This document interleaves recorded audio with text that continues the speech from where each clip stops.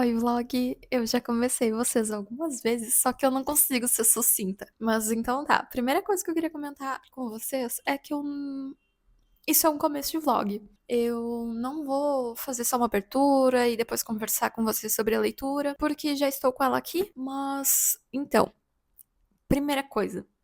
Eu não estou gostando dos ângulos, porque ó, vocês não conseguem ver o que eu tenho aqui. E isso que eu coloquei um travesseiro embaixo. Mas eu queria que vocês conseguissem ver eu mexendo no livro e tal.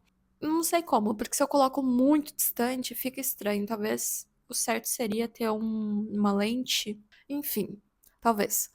Aí, outra coisa que eu queria comentar com vocês é atualizações pessoais. Eu consegui ir semana passada na academia de segunda a sexta. Corri na segunda e corri na sexta. Ou seja, arrasei. Aí hoje estamos na quarta-feira. Consegui treinar segunda e correr, só que eu corri na esteira.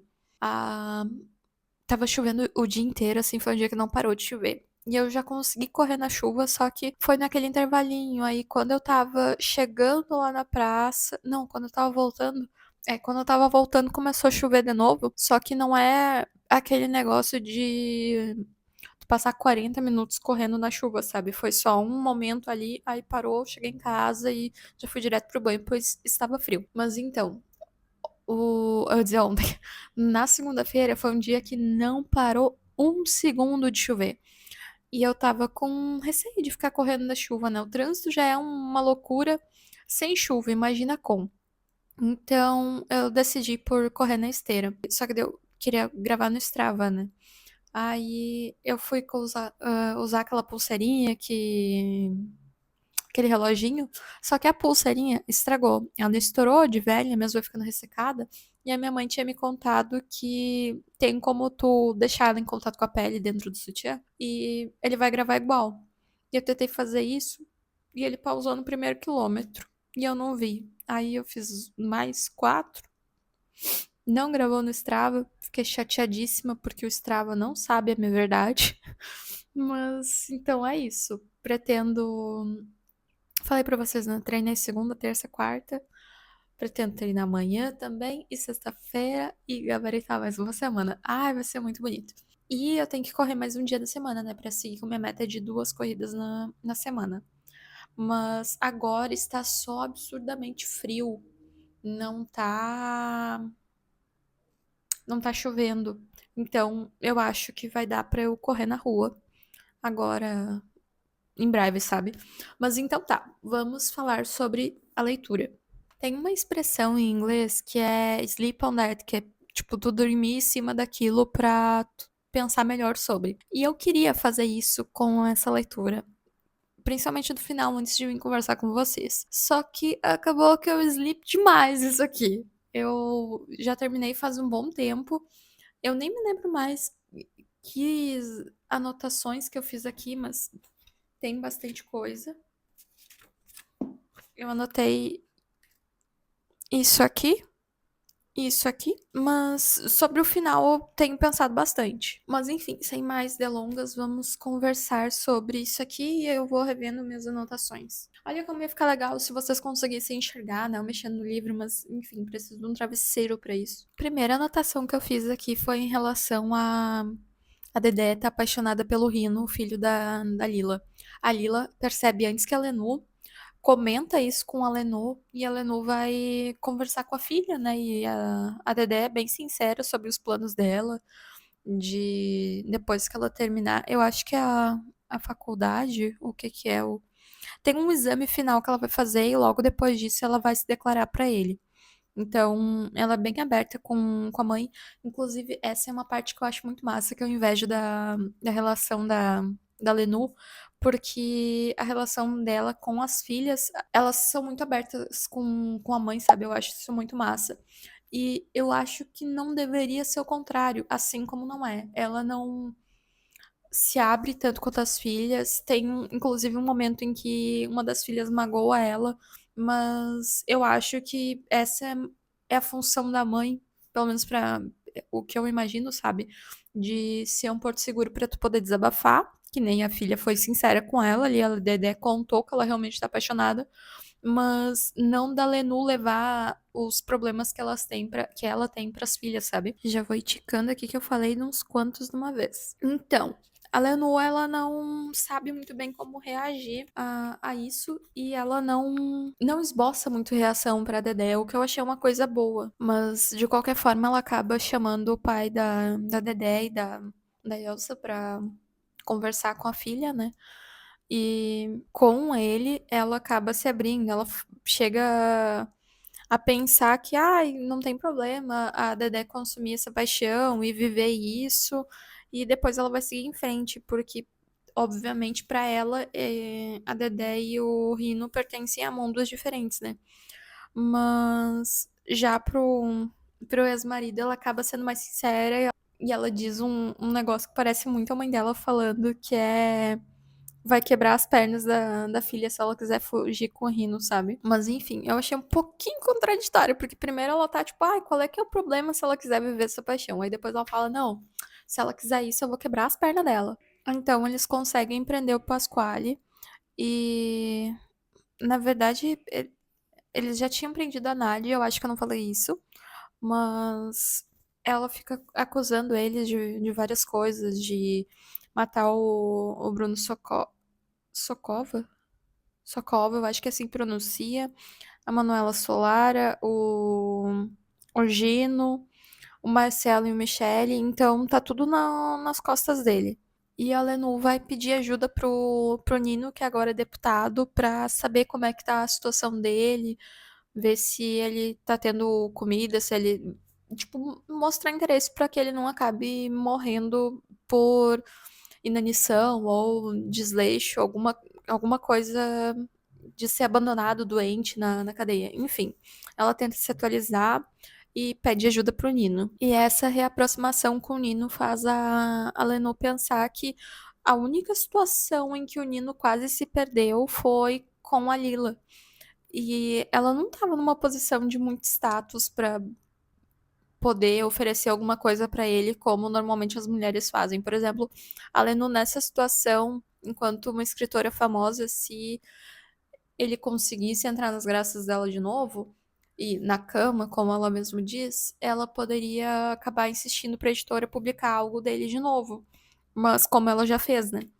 Mas com a Lila não tinha isso. E além disso, também tem o fato de que quando ela precisou voltar pro marido, que era o Stefano na época, ela, na verdade foi o único marido, né? Porque ela não chegou a se casar de novo. Mas o Nino se abandonou por um ano, foi algo assim. Então ele deixou de estudar, ele deixou de publicar, ele deixou de se atualizar. Ele realmente ficou desgraçado com aquela situação. O que só deixa a Lenu mais doida das ideias. E, na verdade, eu também, porque eu fico pensando. Ele tinha outras amantes, sabe? Então ele. Será que ele abriria realmente mão? Não abriria, eu acho que não. Eu acho que talvez ele, se ele vivesse mais tempo com a Lila, em algum momento ele ia voltar a ser o que ele era. Imagino eu. Aí, a gente tá tendo um momento meio de baixa, que tava um pouquinho chato o livro, porque eram só mortes e conversas com o Nino, e o Nino não tá sendo interessante pra ninguém. Então, acontece um negócio explosivo, bombástico, que a Elsa foge com o Rino. Mas a Dedé era apaixonada por ele. E ela ia se declarar, mas a Elsa acaba fugindo com ele. E aí ela deixa uma carta pra irmã explicando que, como é que ela disse, eu achei muito bom isso aqui, que naturalmente ela sabia que ia lhe causar grande dor e lamentava por isso. Só que assim, há controvérsias. Mas enfim, ela segue na carta falando que também sabia que uma eventual renúncia de sua parte à pessoa amada não resolveria as coisas. Então, ela meio que passa esse pano pra ela mesma, tipo, ah, se eu anulasse meu sentimento, renegasse isso, também não ia sanar o problema, porque ela diz que o Rino a amava faz tempo, sabe? Enfim, ela pega o Rino da irmã. Um negócio que eu não anotei aqui, mas que me marcou bastante foi que, ao fugir, ela rouba dinheiro e joias e outras coisas da mãe, o que eu achei um absurdo. Mas. Nossa, tá ficando meio escuro, né? Depois eu ligo a luz. mas ela não se sente culpada por ter feito isso. E depois, quando a Lenu repreende ela por isso, ela ainda diz que odeia a mãe. E eu fiquei, meu Deus, cara, como assim ela não percebe que isso é errado? Porque pra ela tem tão à mão as coisas que ela não entende que é algo pesado realmente tu tirar a verba. Imagina, ela pegou tudo que a mãe dela tinha. E ela achou que tava tudo bonitinho. Mas então, como é que a Lenu resolve esse entreveiro? Ela vai deixar a Elsa viver com o Rino sobre o teto dela. Então, o Rino não vai mais morar com a Lila, vai morar com ela e com a filha, né? E eles consumam essa paixão constantemente. Eu cheguei a comentar que a esposa do Rino, tio, tá. A Penúcia, né? Ela tá trabalhando na casa da Lenu como empregada? Não me lembro, acho que eu não comentei isso. Mas então, ela não gosta das evidências dessa paixão, porque eles não são discretos. Entre outras coisas, a Dedé não fica ali vendo aquela situação, né? Então ela acaba indo morar com o pai nos Estados Unidos. E é esse o prêmio de consolação dela.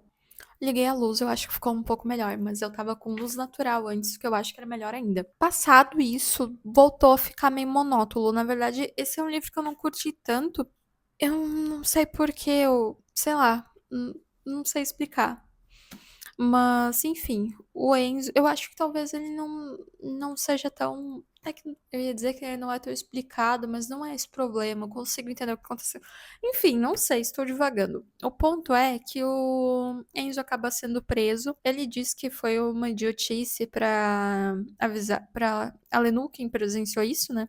Pra avisar a Lila que foi só uma idiotice. Mas eu fiquei pensando o que pode ter sido isso. Eu acho que foi alguma coisa em relação a ele estar junto com o Pasquale, ter ido ver sobre esses eventos comunistas. Eu acho que pode ser alguma coisa em relação a isso. Mas então, mais tarde ele consegue sair. Se não me engano, a Lenu também vai pedir ajuda do Nino para se atualizar sobre o Enzo, né? Mas quando ele volta da prisão, ele acaba. Um parênteses aqui. A Lila foi bem prestativa com ele. Ela ajudou ele quando ele precisou, mas a Lila não faz muita questão de ter ele na volta e de amar ele. Então, eles acabam se separando, eles vendem a empresa, ele deixa um bom valor com ela. E ele se corresponde por algum tempo com o Alenu, mas isso acaba esfriando também. E ele simplesmente some. Ele vai morar em Milão e não tem mais contato com ninguém e a gente não sabe mais dele. Tô meio perdida nas minhas anotações aqui, não tá acompanhando com o que eu marquei. Mas então, tem uma parte aqui que fala do momento lá que a Elsa já tá nos Estados Unidos. Então, vamos voltar pra isso que eu não comentei ainda. Como a Lenu já tinha previsto que ia acontecer com a Dedé, mas no final acabou acontecendo com a Elsa, ela vive aquele amor, mas ele esfria e ela acaba se separando do Rino. Então, ela vai morar nos Estados Unidos também com o pai e com a Dedé. E nessas trocas de cartas com a filha, com as filhas, a Dedé diz que sonha muitas vezes com a mãe. E a Dedé diz que tá procurando o perfume da mãe porque ela quer usar o mesmo.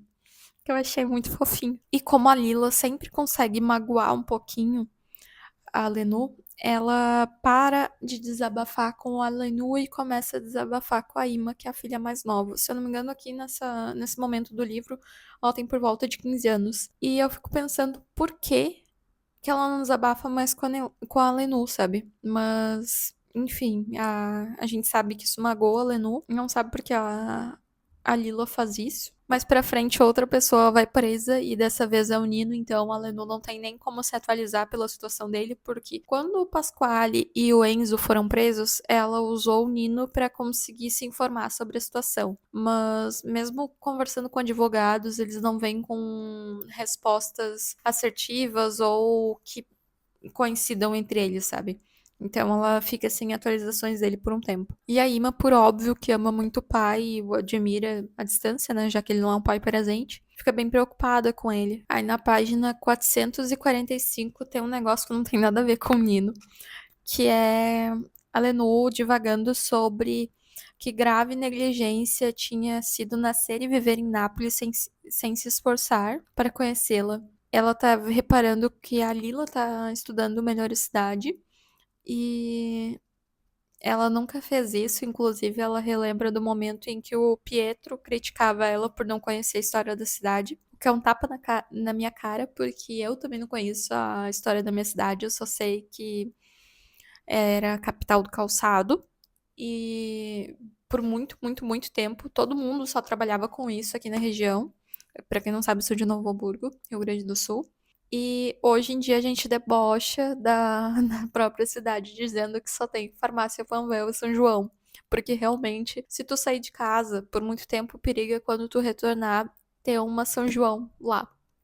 Mas da história, além disso, eu não sei mais. E o porquê que eu digo que é um tapa na minha cara? Porque realmente deve ter coisas muito, muito interessantes sobre a minha cidade que eu não sei. E, por exemplo, uma coisa que a Lila descobre é que ela sabe a região exata onde começou aquela brincadeira de atirar pedra.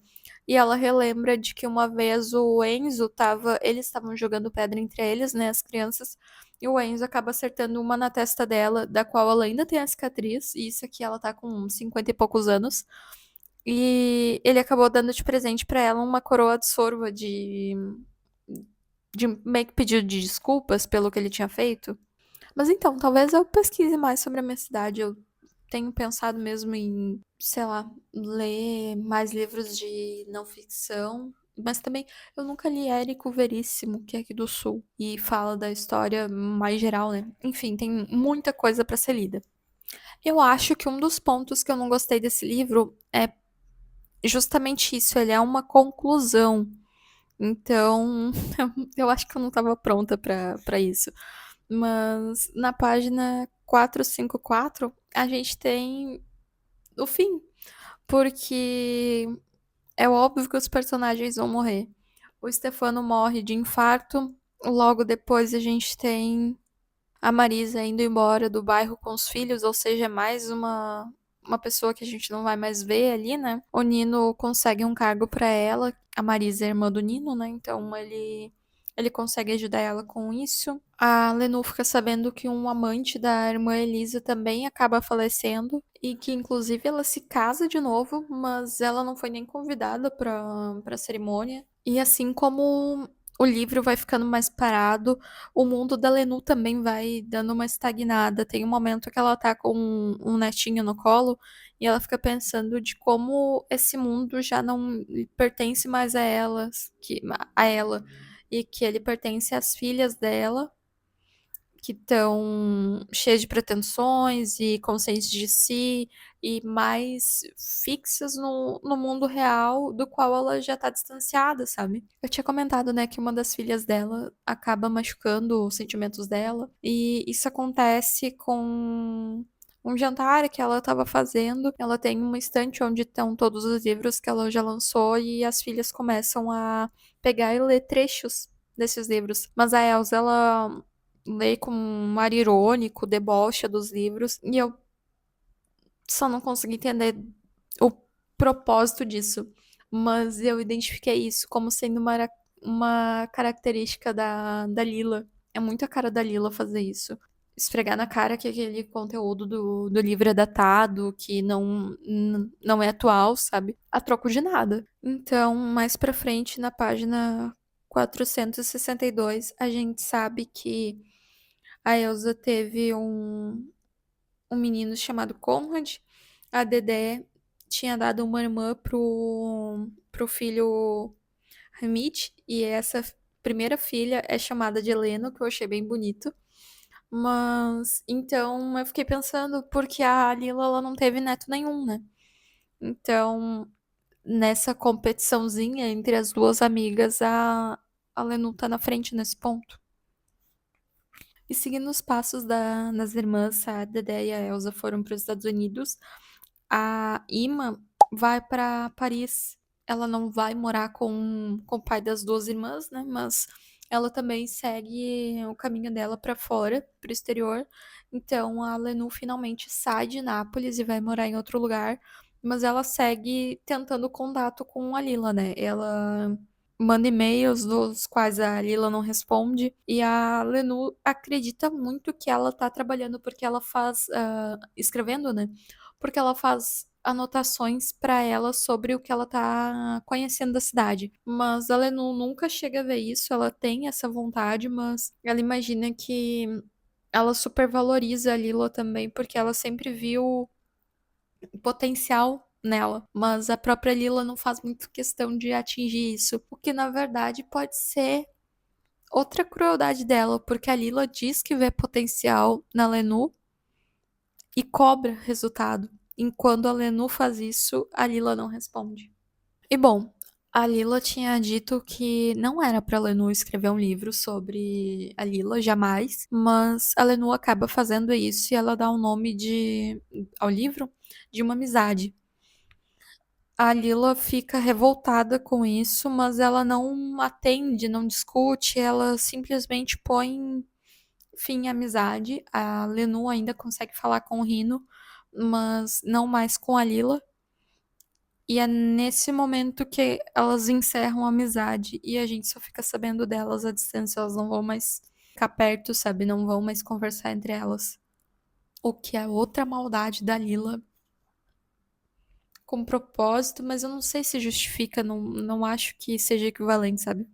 Aí as últimas páginas, realmente, eu me lembro que da primeira vez que eu li, eu fiquei, nossa, só isso. Mas depois eu li o pós-fácil e começou a criar mais significado e eu comecei a achar mais bonito. Então esse é um trecho que eu vou ler pra vocês, talvez não seja grande coisa, mas talvez numa releitura, talvez estou observando toda a história.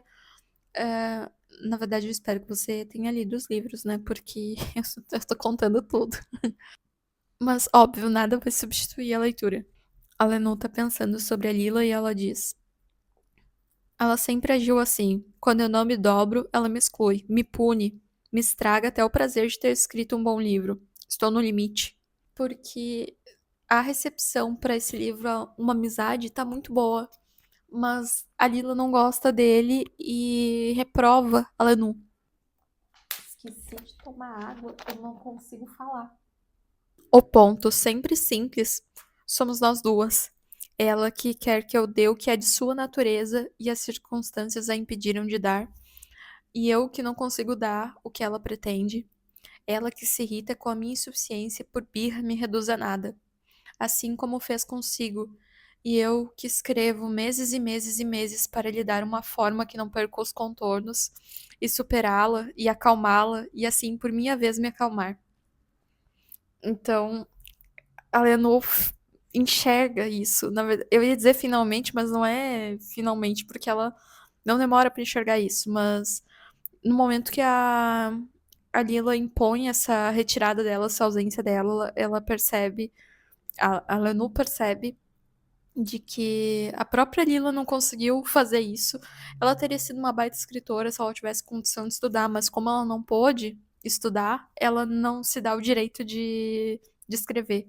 Mas a Lila até a Lenu até fala em um momento que ninguém dá o direito de escrever. É uma coisa que tu põe, se impõe o dever de escrever e quando alguém critica, tu leva pro pessoal, porque na verdade ninguém pediu pra tu escrever. Então, o que vier de retorno negativo vai machucar, sabe?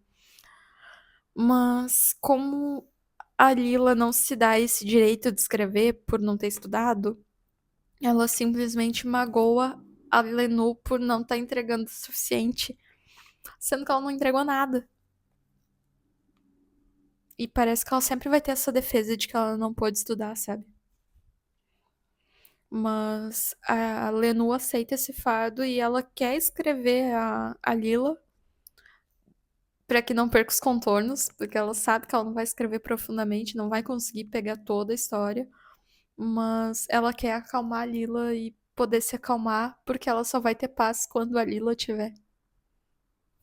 O final ele vai ficando bonito conforme tu lê umas 5 vezes, como eu li. Então, esse foi o fim, mas a gente tem um epílogo também, que vai seguir com mais mortes, é claro. A Lenu diz que voltou pra cidade para outros dois funerais. O primeiro foi o do pai dela e depois o de Lídia, a mãe de Nino.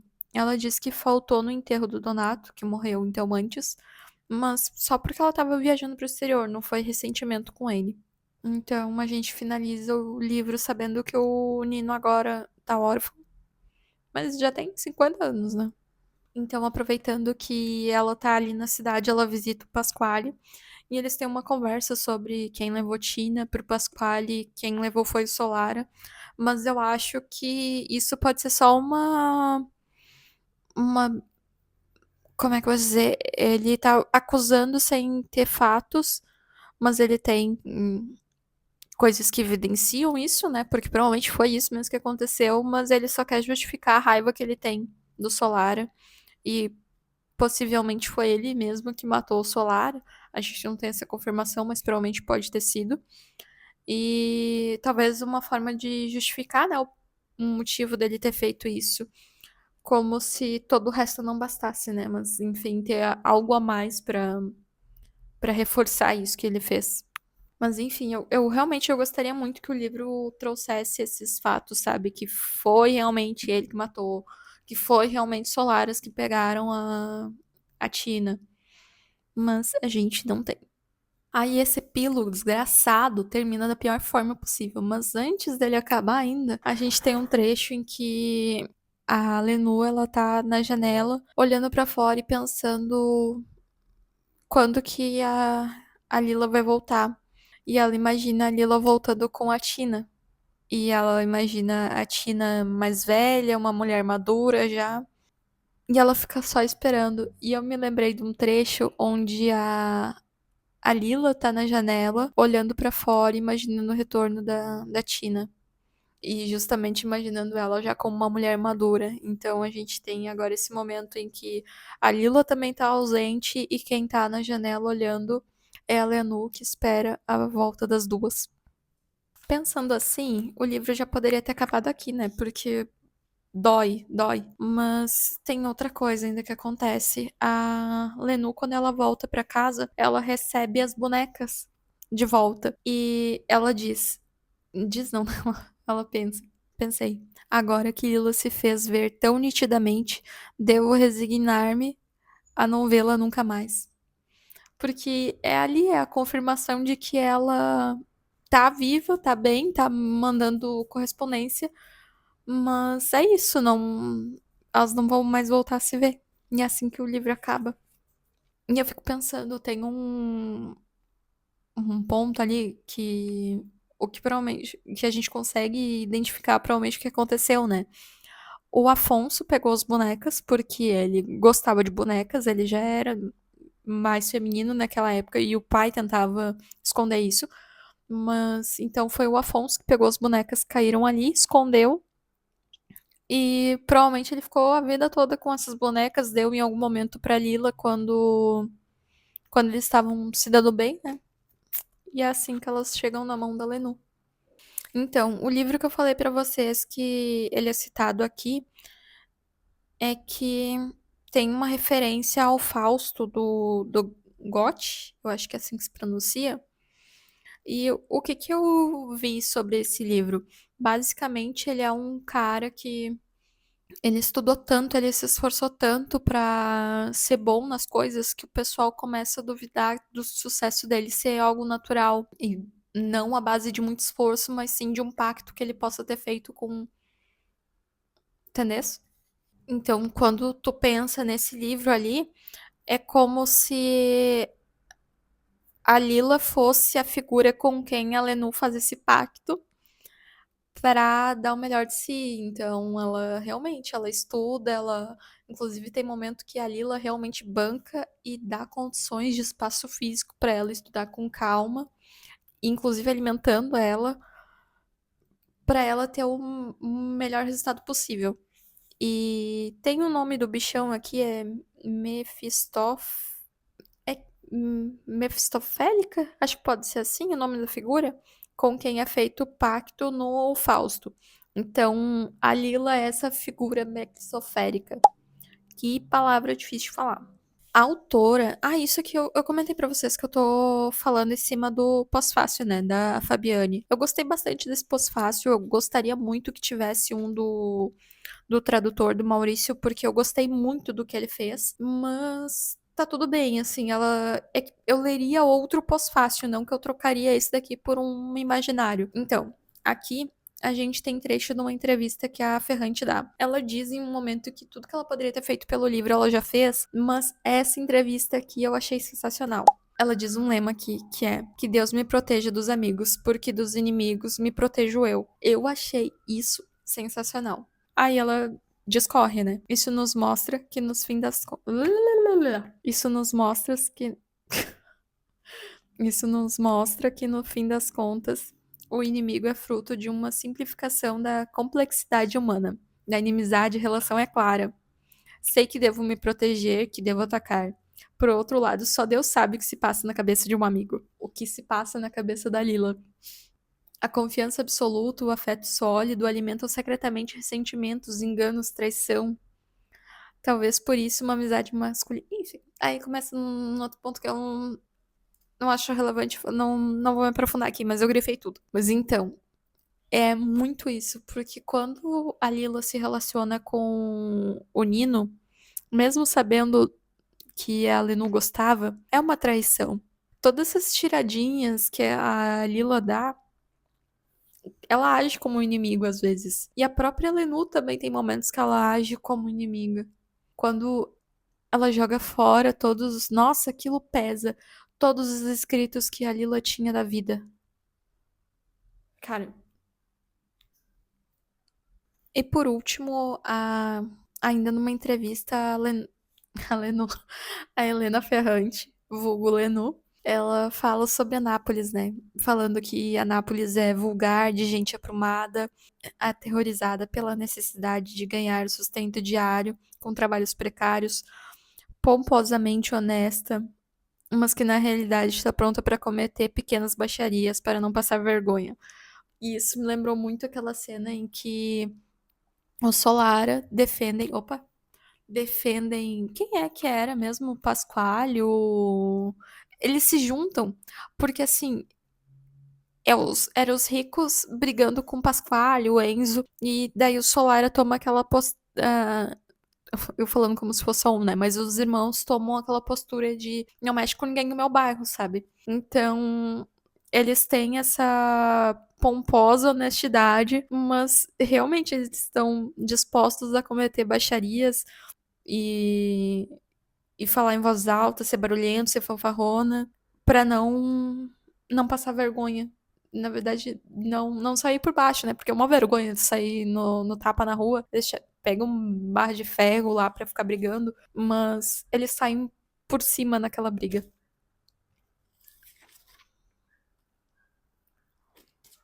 E, enfim, é isso. Terminei de falar com você sobre isso aqui. Eu acho que merece os 5 estrelas e alguns momentos merecem um favoritado, mas eu não sei se eu tô pronta ainda pra favoritar esse livro, talvez numa releitura. Enfim, foi foi uma saga realmente.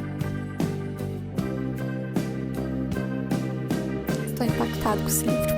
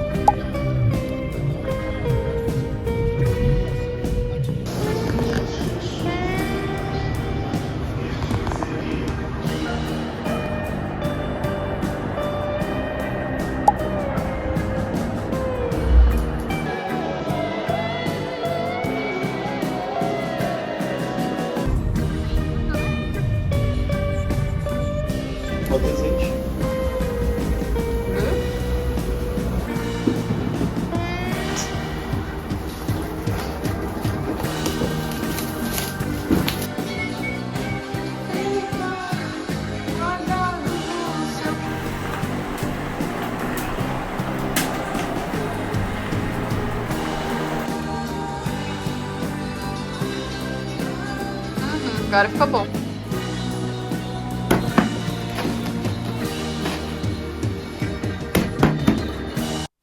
Oi, gente. Hoje foi um dia meio preguiçoso que eu não li, não treinei, não corri, mas faz bastante tempo que eu não leio, então eu queria abrir com vocês a minha próxima leitura, que vai ser Noites Brancas, nessa versão aqui da. Uma versão, nessa edição aqui da Penguin. E então vai ser esse o assunto do nosso próximo vlog. Mas. Ai, se eu conseguir abrir. Peraí.